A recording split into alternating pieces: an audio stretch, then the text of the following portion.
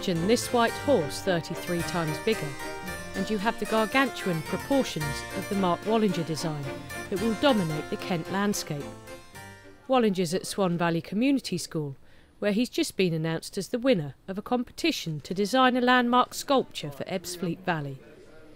It was conceived as the centrepiece for a huge regeneration project there.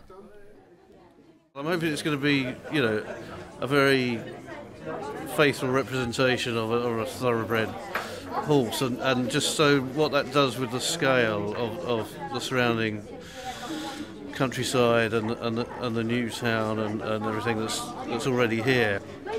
So that, so it has a kind of a hinterland around here that people feel some solidarity or responsibility to, Inevitably, the £2 million art commission has been dubbed the Angel of the South, in reference to Anthony Gormley's Angel of the North sculpture that overlooks the A1 motorway in Gateshead.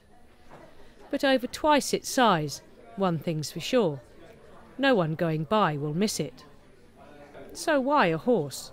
Could it be because historically the symbol of the rampant white horse is thought to have belonged to the Saxon brothers Horsa and Hengist, who invaded and conquered Kent in the 5th century? Things came together at once, and that was just my own researches coming across the stories of Horsa and Hengist, and just thinking about this is kind of where the North Downs kind of peters out into the Thames and all the chalk quarries that were here. They just seemed appropriate.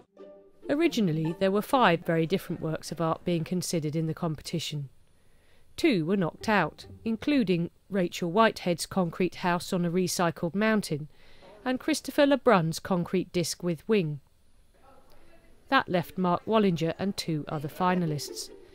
They were Richard Deacon, who designed an abstract latticework nest, and Daniel Baran, who submitted a massive tower of cubes featuring a laser light.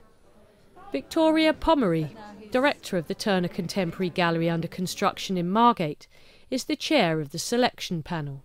At the end of the day, we were looking really for that thing that had that wow factor, that oomph, that had that artistic vision. And I think, Mark is an artist with incredible amounts of vision. The landmark will stand prominently in Springhead Park, overlooking Eurostar's international Ebbsfleet station, and adjacent to the busy A2 trunk road. It's expected to be seen by 60 million people a year, something the panel were very aware of. We felt it was very important to have a significant work that would stand the test of time, that Mark's work has an immediacy and directness about it, because I think it's one of those sites that people will spend time at, but they'll also go whizzing by, whether it's on the motorway or on a train. So it's incredibly important that the work operates at lots of different levels. To date, the project has been funded by Eurostar, London and Continental Railways and Land Securities, the developers of Ebbsfleet Valley. While some critics have called the white horse naff and silly, the organisers are keen that the white horse puts Ebbsfleet on the map, but not at the expense of local views. But we did have an exhibition of all the designs at Bluewater last year.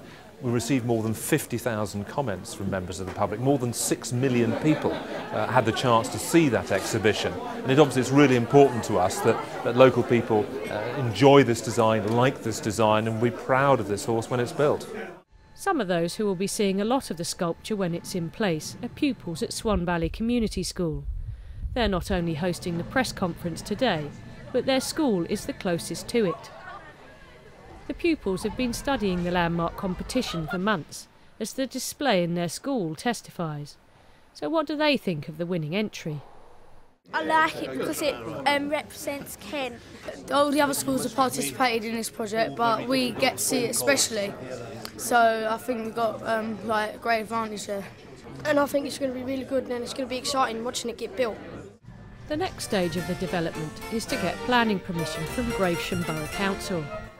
But the final cost of the project remains unknown until this and further technical work on the horse is done.